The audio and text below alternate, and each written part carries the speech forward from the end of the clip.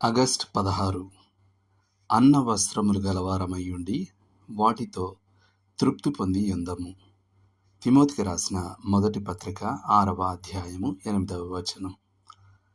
కొద్దిమంది క్రైస్తవులు మాత్రమే ఈ మాటలను తీవ్రంగా పరిగణిస్తారు. అయినప్పటికీ దేవుడు లోకమును ఎంతో ప్రేమించెను, కాగా ఆయన తన అద్వితీయ కుమారునిగా పుట్టిన వాని యందు విశ్వాసముంచు ప్రతివాడును నశింపక నిత్యజీవం పొందునట్లు ఆయనను అనుగ్రహించెను అని యోహాను 3:16లో ఉన్న వాక్యం వలె నిజమైన దేవుని వాక్యమే. ఆ మాటలు ఆహారం మరియు కప్పుకోవడానికి వస్త్రాలతో సంతృప్తి చెందమని మనకు చెప్తున్నాయి. ఆ కవరింగ్ అనే మాటలో మనం ధరించే దుస్తులతో పాటు మన తల మీద ఇంటి కప్పు కూడా చేరి ఉంది. మరో మాటలో చెప్పాలంటే మనం కనీస అవసరాలతో సంతృప్తి చెంది మిగిలిన ప్రతిదాన్ని ప్రభు పనిలో ఖర్చు పెట్టాలి. తృప్తిని కలిగి ఉన్న వ్యక్తి దగ్గర డబ్బు కొనలేనిది ఏదో ఉంది. ఈ స్టాన్లీ జోన్స్ ఇలా అన్నారు: ఏమీ కోరుకోని వ్యక్తికే సర్వస్వం చెందుతుంది. ఏమీ లేకపోయినా అతను జీవితంలో అన్నిటినీ కలిగి ఉన్న జీవితాన్ని కలిగి ఉంటాడు. అతను తనకున్న ఆస్తుల సమృద్ధిలో కాకుండా తనకున్న కొద్దిపాటి కోరికలలో ధనవంతుడు. సంవత్సరాల క్రితం రడ్యార్డ్ కిప్లింగ్ మెక్గిల్ విశ్వవిద్యాలయంలోని గ్రాడ్యుయేషన్ సభలో మాట్లాడినప్పుడు భౌతిక సంపదకు గొప్ప ప్రాధాన్యత ఇవ్వవద్దని విద్యార్థుల్ని హెచ్చరించారు. ఆయన ఇలా అన్నారు: ఏదో ఒకరోజు మీరు ఈ విషయాల్లో దేనిని పట్టించుకుని వ్యక్తిని కలుస్తారు. అప్పుడు మీరు ఎంత పేదవాళ్ళో గ్రహిస్తారు.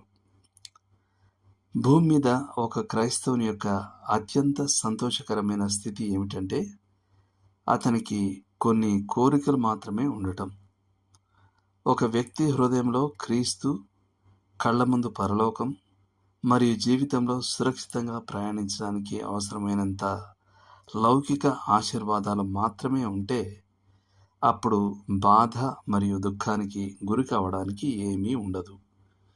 ఆ వ్యక్తికి కోల్పోవడానికి ఏమీ ఉండదు. William C Burn. ఈ తృప్తిగల స్వభావం దేవుని శ్రేష్ఠ భక్తుల్లో చాలామందిలో లక్షణంగా కనిపిస్తుంది.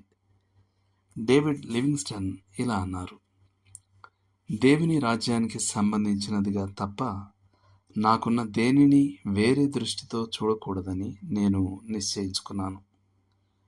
వాచ్మెన్ నీ ఇలా రాశారు: నా కోసం నాకు ఏమీ వద్దు, ప్రభు కోసం నాకు ప్రతిదీ కావాలి. మరియు హడ్సన్ టేలర్ తాను శ్రద్ధ వహించడానికి వస్తువులు తక్కువగా ఉండటమే తనకు ఒక విలాసంగా అనిపిస్తుందని అంటాడు. కొందరికి తృప్తి అనే ఆలోచన పట్టుదల మరియు ఆశయం లేకపోవడం అని అర్థం. వారు తృప్తిగల వ్యక్తిని ఒక సోమరిపోతుగా లేదా ఊరకే తిని తిరిగే వ్యక్తిగా చిత్రీకరిస్తారు. కానీ అది దైవికమైన తృప్తి కాదు.